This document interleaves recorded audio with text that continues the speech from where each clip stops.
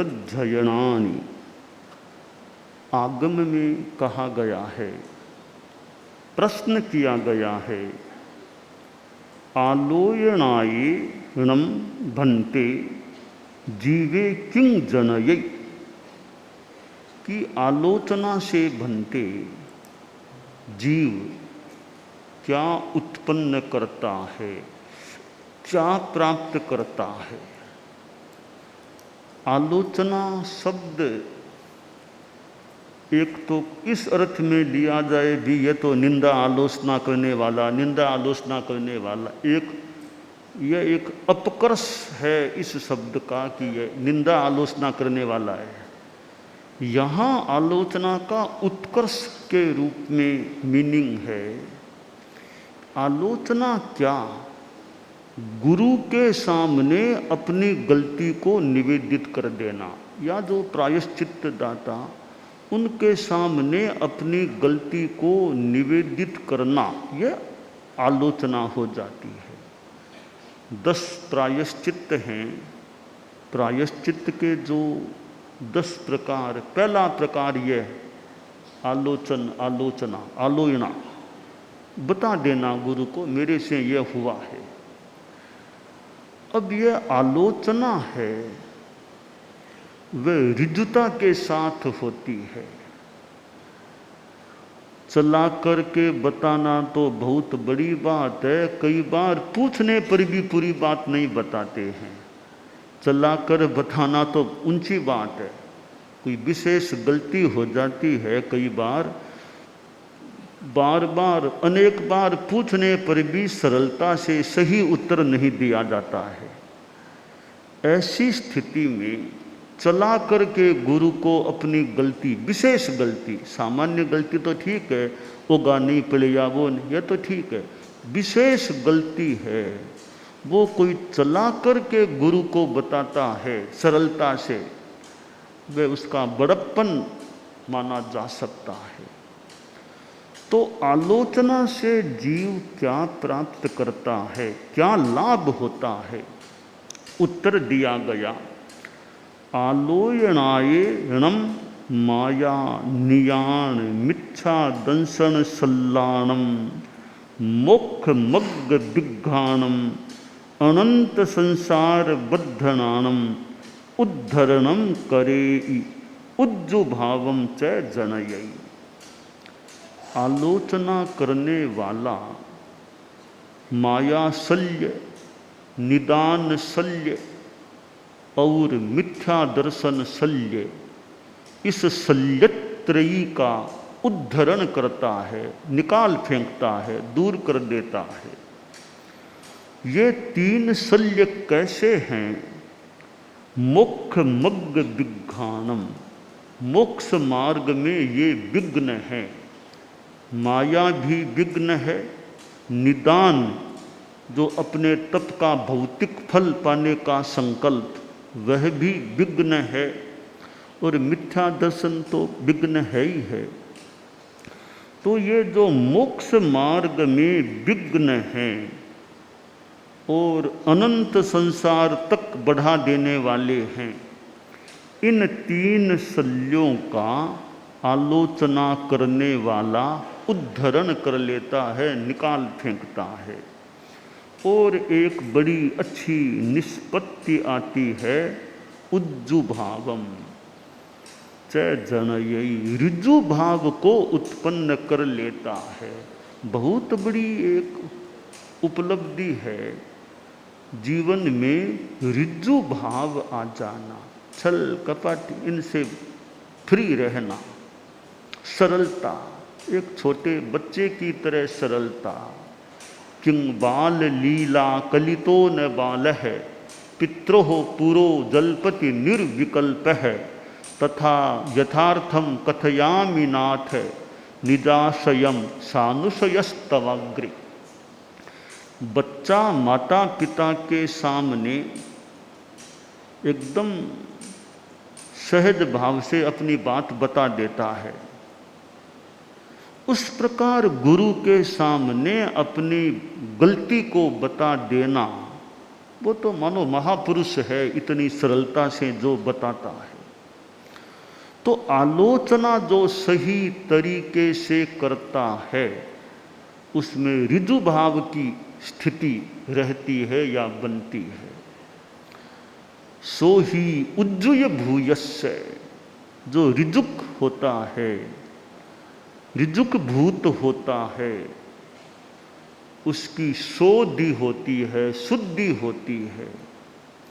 आगम में कहा गया ये आलोचना से ऋजु भाव को आदमी उत्पन्न कर लेता है, सरलता रहती है, सरलता आ जाती है। ये निश्चलता का भाव आना चित्त की निर्मलता के लिए महत्वपूर्ण है। आदमी माया न करे, झूठ कपट से अगर आदमी बचे, चोरी से बचे, बस बहुत ईमानदारी जीवन में आ गई, बहुत शुद्धता सरलता आ गई, ऐसा प्रतीत होता है। अब उज्जु भाव परिवन्नेय ऋणम जीवे अमाई, जो ऋजु भाव को प्रतिपन्न हो जाता है वह अमाई आदमी, अमाई होता है, माया रहित रहता है, माया नहीं है। और अमाई है तो इत्थि वेय नपुंसक वेयम च न बंधई पुब्ब बद्धम चरणम निज्जरेई, जो माया रहित होता है वह स्त्री वेद का बंधन नहीं करता, नपुंसक वेद का बंधन नहीं करता, और पहले बंधन किया हुआ होता है तो उसका निर्जरण कर देता है कि ऋजुता है, फिर स्त्री वेद नपुंसक वेद का बंधन नहीं, और वो यानी पुरुष का बंधन कर सकता है। अब हम देखें कि ये माया है, चाहे थोड़ी, कई बार अब हमारे परम वंदनीय, परम स्तवनीय, परम आराध्य मल्लीनाथ भगवान थे, 19वें तीर्थंकर मल्लीनाथ भगवान। श्वेतांबर परंपरा में, श्वेतांबर आगम में उनको स्त्री माना गया है। तो मल्लीनाथ भगवान स्त्री तीर्थंकर बने, आसाधना बिल्कुल भी न हो तो हमारी बात है, मल्लीनाथ भगवान की आसाधना किंचित भी न हो तो, कि उन्होंने जो स्त्री नाम गोत्र का बंधन किया उसका कारण था माया। तपस्या करते थे, 7 साथी मुनि जी थे, महाबल जो मल्लीनाथ का जीव महाबल अनगार, 6 और उनके मान लो मित्र साथी, साथ में दीक्षा लेने की बात, साथ में रहें तो तपस्या भी का साथ में करें। हम तपस्या एक समान तपस्या यानी साथ करें, अच्छी बात है। अब तपस्या करते कि आज पालना करना है सातों को, तो पालना मान लो आया, अब महाबल कहते नहीं मैंने तो आगे पचक लिया, मैंने तो, उन्होंने बेला किया तो महाबल ने तेला का प्रत्याख्यान, उन्होंने तेला किया तो उन्होंने चोला, यानी ज़्यादा तप करते, थोड़ी छलना के साथ करते। हालांकि काम तो बढ़िया था तपस्या का, तपस्या ज़्यादा करने का ही था, पर ज़्यादा करने में भी माया साथ में जुड़ गई, छलना जुड़ गई, तो एक और तीर्थंकर नाम गोत्र का बंधन किया, कितना बड़ा काम। परंतु तीर्थंकर नाम गोत्र बंध की एक बात है, साथ में स्त्री नाम गोत्र का भी बंधन कर लिया। अगर वे माया नहीं करते तो आशा है, संभावना है वे पुरुष तीर्थंकर के रूप में होते, पर माया के कारण से वे स्त्री तीर्थंकर बन गए। तो यह थोड़ी सी माया, तो वो स्त्री तीर्थंकर बने। अब यहाँ एक प्रश्न है, तात्विक बात है कि महाबल अनगार ने स्त्री नाम गोत्र का बंध किया है, तो साधु की अवस्था में स्त्री नाम गोत्र नहीं, वे भावों में लगता है, संभावना या विचार किया गया है, माना गया है वे या तो पहले गुणस्थान में आ गए थे या कोई दूसरे गुणस्थान में आए हों, पहले दूसरे गुणस्थान में उनका परिणाम आ गए। उस अवस्था में उन्होंने स्त्री नाम गोत्र का उपार्जन किया है, अर्थात छठे गुणस्थान में होते तो स्त्री का बंधन नहीं करते, ऐसी संभावना है। वो मिथ्यात्वी बन गई, या कोई दूसरा सास्वादन गुणस्थान आया हो तो वो हो, और उन्होंने यह स्त्री नाम गोत्र का बंधन कर लिया। एक और तीर्थंकर का स्थान, कितना बड़ा पुण्य का बंध, तो साथ में स्त्री का भी बंधन कर लिया। एक तात्विक बात तो यह हो गई कि महाबल अनगार संभवतः भले वो साधु वेश में ही होंगे, पर वो भावों में पहले गुणस्थान में, या लिखा है या सास्वादन गुणस्थान दूसरे में आ गए हों, और उनके वो स्त्री नाम गोत्र का बंध हो गया था। यहाँ यह जो मिथ्यात्व की बात तो मान लो एक, क्योंकि स्त्री का बंध होता है तो वो मिथ्यात्वी के तो संभव है, सम्यक्त्वी है यों, तो उसके स्त्री का बंध नहीं होता है।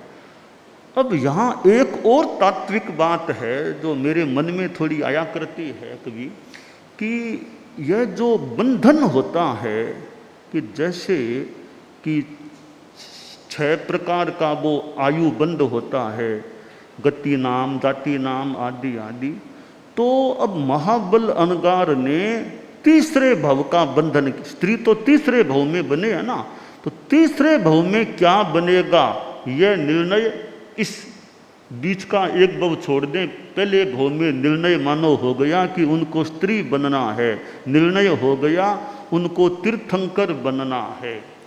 और तीर्थंकर बनना है तो अवश्य मनुष्य ही बनेंगे।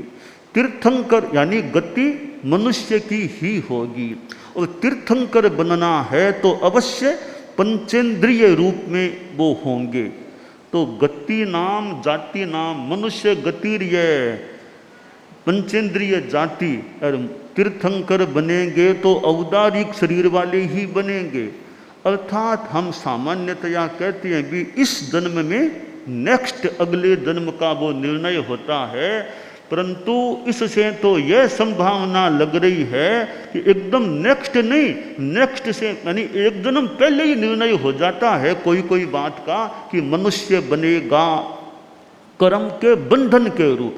नियति की बात अलग है, कर्मों के बंधन की प्रक्रिया में यह निर्णय हो जाता है। ऐसी संभावना लग रही है कि इससे तीसरे जन्म में यह जीव मनुष्य गति में पैदा होगा। मनुष्य गति में होगा तो पंचेंद्रिय ही होगा, औदारिक शरीर वाला होगा। तो एक तो इस जन्म से अगले जन्म का निर्णय इस जन्म में होना, वो बात तो सामान्य है, पर तीर्थंकर बंधन के मामले में तो एक भव के अंतराल के अगले जन्म का भी निर्णय कर्मों की बंधन की प्रक्रिया में हो जाता है कि मनुष्य बनेगा, पंचेंद्रिय बनेगा, औदारिक शरीर वाला बनेगा। तो यह एक बात मन में आती है। कभी मैंने चर्चा भी संभवतः चारित्रात्माओं से की थी कि यों तो ठीक अगले जन्म का आयुष्य बंध बीच, अगले जन्म का आयुष्य इस जन्म में बंधता है, पर अगला ही क्यों, अगले से अगले का भी निर्णय कुछ तो यहाँ हो जाता। ऐसा लगता है कि मनुष्य बनेगा, तीर्थंकर बनेगा, पंचेंद्रिय बनेगा, औदारिक शरीर, तो ये निर्णय तो संभवतः एक जन्म के अंतराल के पहले ही हो सकते हैं या हो जाते हैं। तो ये आलोचना की जो बात बताई और उसमें यह बताया गया कि स्त्री का बंधन वो नहीं करता है, नपुंसक का बंधन नहीं करता है। तो मल्लीनाथ का जो स्त्री रूप हुआ, श्वेतांबर आगम के अनुसार जो स्त्री बने हैं, दिगंबर तो स्त्री की मुक्ति मानते ही नहीं है, दिगंबरों में तो स्त्री की मुक्ति नहीं है। कि स्त्री मुक्ति केवली भुक्ति, ये कई दिगंबर श्वेतांबर परंपरा में कुछ बातों के मतभेद हैं। एक मतभेद यह है कि स्त्री की मुक्ति नहीं होती, यह दिगंबरों का सिद्धांत है। स्त्री की भी मुक्ति मान्य है, वो श्वेतांबरों का सिद्धांत है। तो श्वेतांबरों के हिसाब से तो स्त्री भी मोक्ष जा सकती है। और मल्लीनाथ भगवान वो स्त्री के रूप में हुए और तीर्थंकर भी बने थे। तो यह एक जो सिद्धांत है कि ये सम्यक्त्वी होता है, वो ये स्त्री नपुंसक का बंधन नहीं करता है। तो वो जरूर आशा है, संभावना मिथ्यात्वी बने होंगे या शास्वादन में कोई आए हों और उनका स्त्री के रूप में वह बंधन हो गया था। यहाँ आगमकार ने जो यह एक बताया है कि आलोचना करने वाला स्त्री वेद नपुंसक वेद का बंधन नहीं करता, इससे एक यह निष्कर्ष भी प्रतीत हो रहा है कि पुण्य की दृष्टि से पुरुष का पुण्य ज़्यादा होता है। कुल मिलाकर स्त्री नपुंसक इनके पुण्य थोड़े पुरुष की तुलना में ओवरऑल पुण्य कम होते हैं, पुरुष का पुण्य ओवरऑल ज़्यादा होता है। तभी तो यह कहा गया होगा कि ऋजु व्यक्ति है, ऋजु भाव वाला, वो स्त्री नहीं बनता, नपुंसक का बंध नहीं करता, इसका मतलब पुरुष का बंध कर सकता है। तो यह पुण्यवत्ता के संदर्भ में ऐसी निष्कर्ष की संभावना लग रही है कि ओवरऑल कुल मिलाकर के पुरुष का पुण्य महिला की तुलना में संभवतः ज़्यादा होता है। हम इस दृष्टि से भी देखें कि चक्रवर्ती होते हैं पुरुष होते हैं, सामान्यतः तीर्थंकर भी 24 और माँ भी पुरुष बनते हैं, वासुदेव पुरुष बनते हैं, बलदेव पुरुष बनते हैं, प्रतिवासुदेव पुरुष बनते हैं। यानी ये जो विशेष पद हैं, जो हमारी दुनिया के पद हैं, तीर्थंकर, चक्रवर्ती, वासुदेव, बलदेव, प्रतिवासुदेव, इन पदों पर सामान्यतया पुरुष आसीन होते हैं, सामान्यतया महिला इन पदों पर आती नहीं है। तो ये मल्लीनाथ जो तीर्थंकर बने हैं, वो सामान्य विधा से हटकर के बात है कि उन्होंने स्त्री के रूप में तीर्थंकरत्व को प्राप्त किया था। दूसरी बात और देखें कि पुरुष को यों तो भले पुण्य में ज़्यादा मान लें, पर पाप करने में महिला की अपेक्षा पुरुष आगे रहता है। ओवरऑल देखें, पाप करने जितना पाप पुरुष कर सकता है उतना पाप महिला नहीं कर सकती। इसका तात्विक आधार है कि सप्तम सातवीं नरक में पुरुष जा सकता है, कोई भी स्त्री सातवीं नरक में नहीं, इतना पाप नहीं कर सकती कि वह सातवीं नरक में चली जाए। तो यह महिला स्त्री के लिए एक वरदान है या तात्विक बात है कि कोई भी स्त्री, जो सामान्य नियम है, अंतिम नरक महान पाप करने वाले का जो स्थान है वहाँ तक स्त्री नहीं जा सकती। तो पाप करने में भी पुरुष आगे है, और संभावना करें पुण्यवत्ता में भी यों पुरुष जाति थोड़ी ऊंची हो सकती है, पाप करने में भी पुरुष जाति आगे है, महिला जाति थोड़ी सी पीछे है। कि स्त्री छठी नरक तक तो जा सकती है, छठी नरक तक स्त्री जा सकती है, सातवीं में नहीं जा सकती। तो यह मतलब पाप धर्म की दृष्टि से पाप करने में महिला थोड़ी, यानी पाप इतना नहीं करती है जितना पाप एक पुरुष कर सकता है। तो आगमकार ने जो यह बताया कि यह अमायी होता है आलोचना करने से, अमायी सरलता से अगर हम आलोचना करते हैं तो हम अमायी भावों में रहते हैं, और अमायी भावों में जो है वो स्त्री नपुंसक का बंध नहीं करता, आशा करेगा तो पुरुष का बंध कर लेता है। पूर्वबद्ध हो स्त्री नपुंसक उनका निर्जरण भी कर देता है।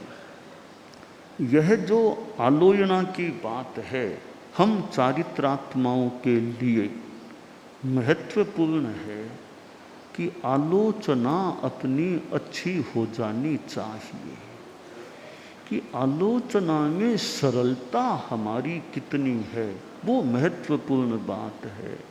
क्योंकि सरलता से मेरे से ये दोष प्रमाद गलतियाँ हुई हैं, आप मुझे शुद्ध करें, मैं अच्छी तरह एकदम एग्जैक्ट बात बताने का, जो बोलूँगा सच ही बोलूँगा, यह मेरा भाव है। तो इतना वो कोर्ट में लोग कोई जाए कहने को तो कह दे, ये पुस्तक हाथ में लेकर, मतलब कि मैं जो सच कहूँ मान लो बोल दे। अब वास्तव में सच कितने बोलते हैं और कितने नहीं बोलते हैं, वो एक अलग विवेचन का विषय है। पर साधु को तो पुस्तक भी हाथ में लेने की क्या जरूरत है, बिना पुस्तक हाथ में लिए भी सच यथार्थ बात बता दो। उन साधु को क्या जरूरत है कि मैं ये उत्तराधीन हाथ में लेकर कह रहा हूँ कि भाई तुम तो साधु हो, तुम तो सही बताओ, तुमको क्यों हम कहें कि पुस्तक हाथ में लेकर के बताओ। तो साधु सरलता से अपनी आलोचना करे, क्योंकि अगर शुद्धि करनी है तो भाई सही सही बताओ।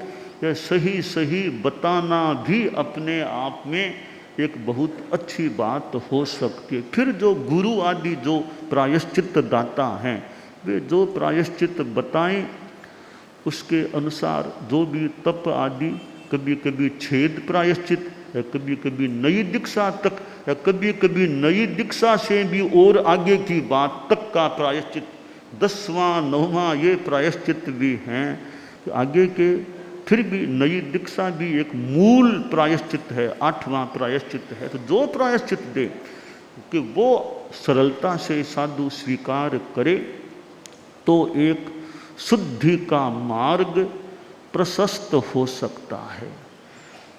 यह माया कषाय है, वो हमारी साधना में, हमारे विकास में बाधा उत्पन्न करने वाला तत्व बन सकता है। मैं तो उनको धन्यवाद देना चाहूँगा जो सरलता से अपनी बड़ी से बड़ी गलती है प्रस्तुत कर देगी, मेरी यह गलती हुई है। अब जो आप देना चाहो दंड, जो प्रायश्चित, वो मुझे फरमाओ, मैंने अपनी बात आपके सामने प्रस्तुत कर दी है।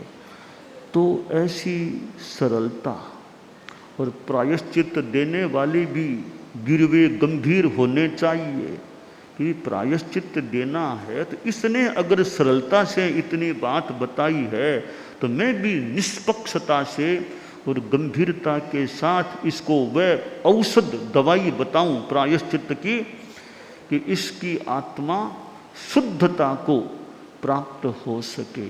और प्रायश्चित देने वाला सामने वाले की स्थिति को भी देख ले, इसको कौन सा प्रायश्चित सूट करेगा, कौन सा सूट नहीं करेगा, वो भी ध्यान में रखते हुए, या वो कह दे ये तो प्रायश्चित मेरे लिए कठिन है, तो अल्टरनेट डॉक्टर्स को कोई दिखाए।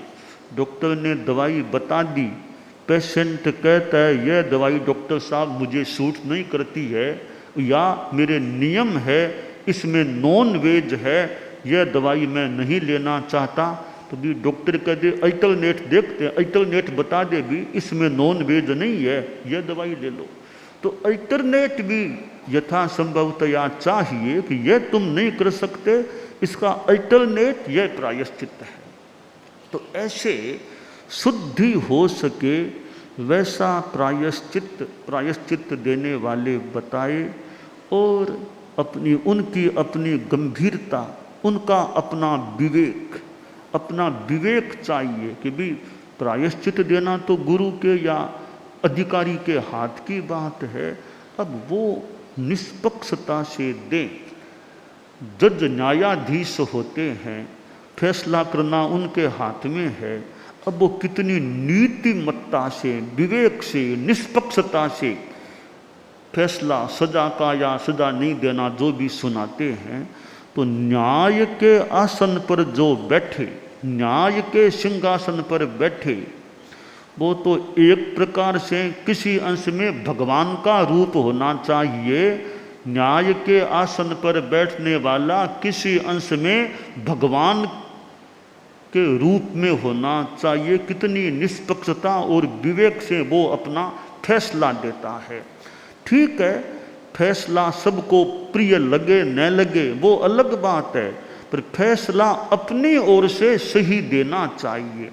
कई बार दृष्टिकोण सही है, कोई दुर्भावना नहीं, फिर भी फैसला देने में गलती हो जाए तो हो जाए, पर दृष्टिकोण गलत नहीं होना चाहिए फैसला देने वाले का, न्यायाधीश का, कि मेरी दृष्टि ठीक है, मैं अपने कोई भूल चूक में फैसला, सजा देनी चाहिए थी छोटी, कोई जानकारी के अभाव आदि से दे दी गई बड़ी, ये भूल से गलती भले हो जाए, जानबूझकर तो किसी को ज़्यादा दंड देने का या किसी को जानबूझकर पक्ष भाव से कम देने का, यह मनोभाव प्रायश्चित देने वाले के मन में नहीं होना चाहिए।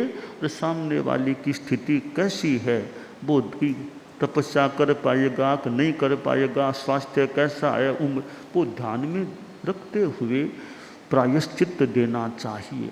तो यह आलोचना जो है उससे ऋजुता भी प्राप्त होती है, ऋजुता रहती है, और यह माया, निदान, मिथ्या दर्शन, इन शल्यों का उद्धरण भी वो आदमी कर लेता है।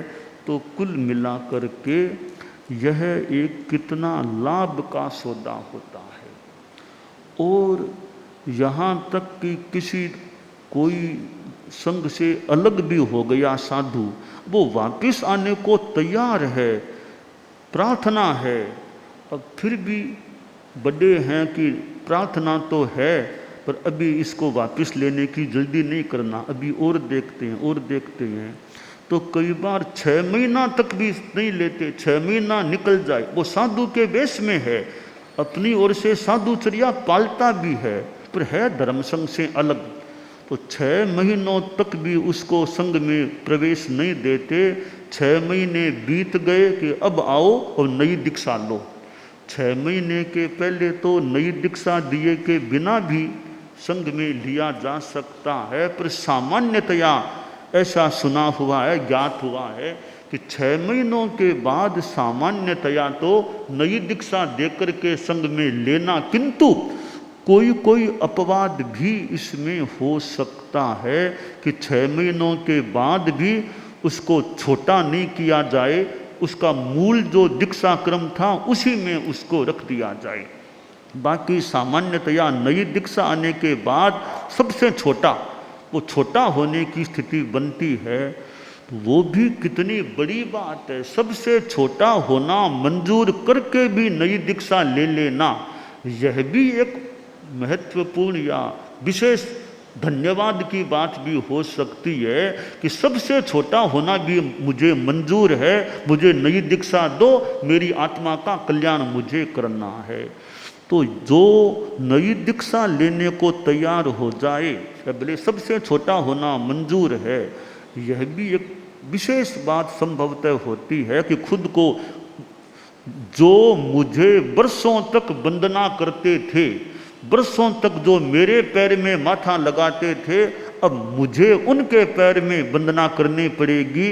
मन में संकोच, शर्म, लज्जा हो सकती है, उसको दरकिनार करके भी नई दीक्षा लेना मंजूर करना, सबसे छोटा बनकर अपने से जो पहले छोटे थे उनको बैठ बैठ करके वंदना करना, एक साहस की बात, धन्यवाद की बात, साधुवाद की बात भी संभवतः ये हो सकती है।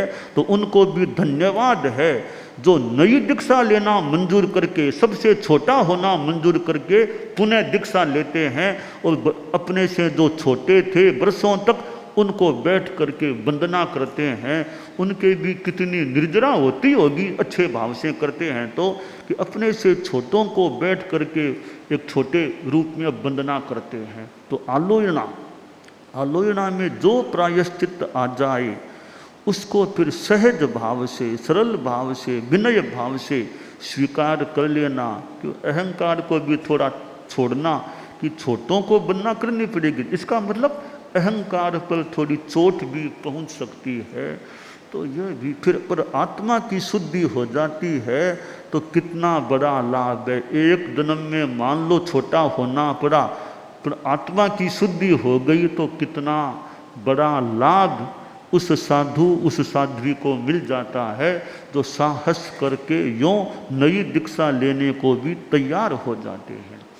साथ में यह सोचे कि भाई नई दीक्षा लेने से मान लो छोटा तो होना पड़ेगा, साधुओं को साधुओं से छोटा तो होना पड़ेगा, दुनिया भर के गृहस्थों से तुम बड़े बन जाओगे। दूसरा पक्ष है भाई कि एक साधु नई दीक्षा लेता है तो साधुओं से तो मान लो सबसे छोटा हो गया, पर दुनिया भर के करोड़ों करोड़ों अरबों लोगों से वो बड़ा बन जाता है, वंदनीय बन जाता है, कितना ऊंचा बन जाता है। तो यह कितना महत्वपूर्ण, छोटा बड़ा भी छोटी बात, आत्मा शुद्ध बन जाए वो बहुत बड़ी बात होती है।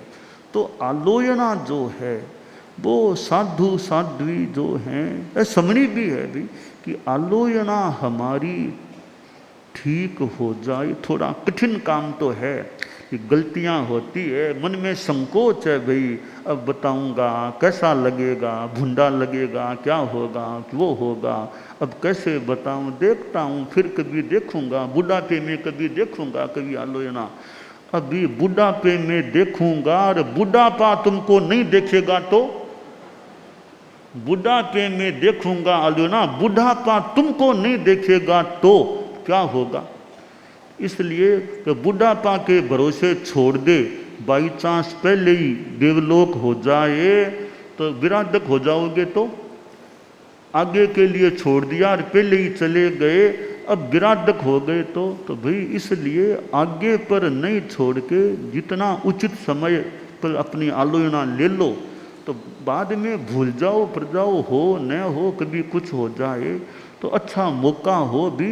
अभी तो हमारे गुरु हैं, गुरुकुलवास हैं, आए हुए हैं, तो अभी तो अच्छी तरह हमारी जो भी गलतियां आलोचना हो जाए, बाद में पता नहीं कितने वर्षों तक गुरु से मिलना हो क्या हो, वापिस कब आलोचना का मौका मिले। तो जब गुरु से मिलना हो गया या मुखिया साध्वी जी के से मिलना हो गया, बड़ी कोई गलती है बता दो, ये कोई के जीवन भर की आलोचना कराओ भी, जीवन भर की आलोचना भी साध्वी जी तो साध्वी प्रमुखा जी से पहले करो, हमको तो बाद में, हम लास्ट में हम देख लेते हैं क्या आलोचना देना।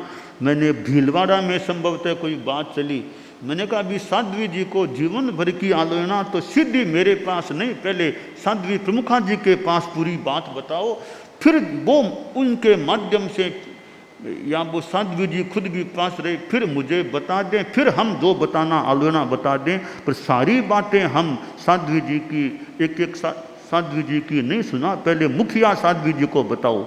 आगम में तो प्रवृत्ति नहीं जो भी, पर हमारे तो साध्वी प्रमुखा जी होते हैं, अभी उनको बताओ, पहले वो ध्यान दे ले बात का, फिर वो भी हमको बताए, फिर देख लें क्या प्रायश्चित आना चाहिए। तो आलोचना अपनी कोई खास गलती हो गई है, संत है भी कि गुरुकुलवास का मौका है, अभी आए हुए हैं, अभी युवाचार्य जी भी यहाँ हैं, कि कोई गलती है तो बता दें, फिर जो हमें जो प्रायश्चित बताना हो तो वो हम बता सकें।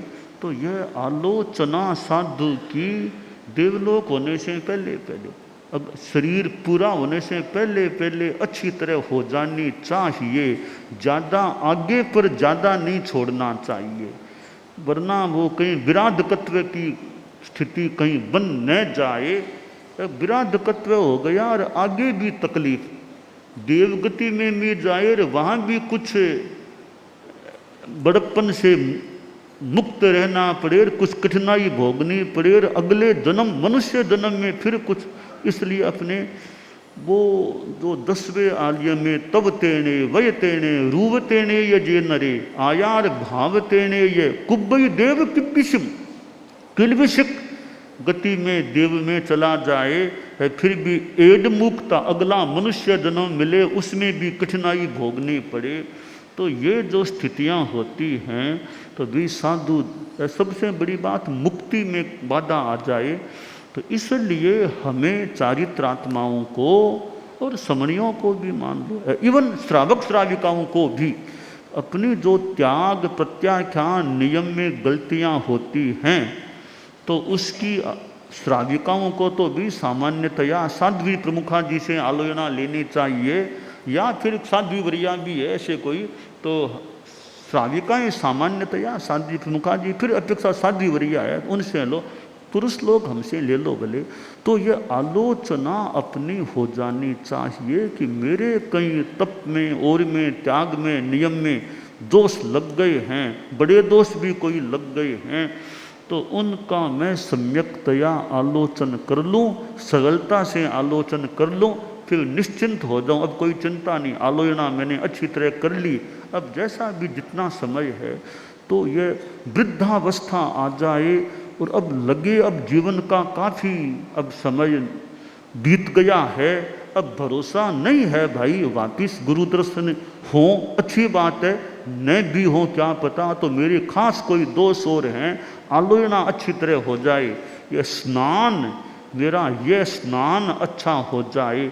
तो आगमकार ने बहुत सुंदर बात बताई कि आलोचना से ऋजु भाव को वह प्राप्त होता है, ऋजु भाव पैदा कर लेता है, और ऋजु भाव को प्रतिपन्न है तो अमाई, वो अमाई बन जाता है, स्त्री नपुंसक वेद का बंधन नहीं करता और पूर्वबद्ध का निर्जरण कर लेता है। दानान सिद्धम अभयपयाणम सच्चेषु या अनवज्जं वयन्ति तवेषु या उत्तम बंभचेरम लोगुत्तमे समणेनाय पुत्ते।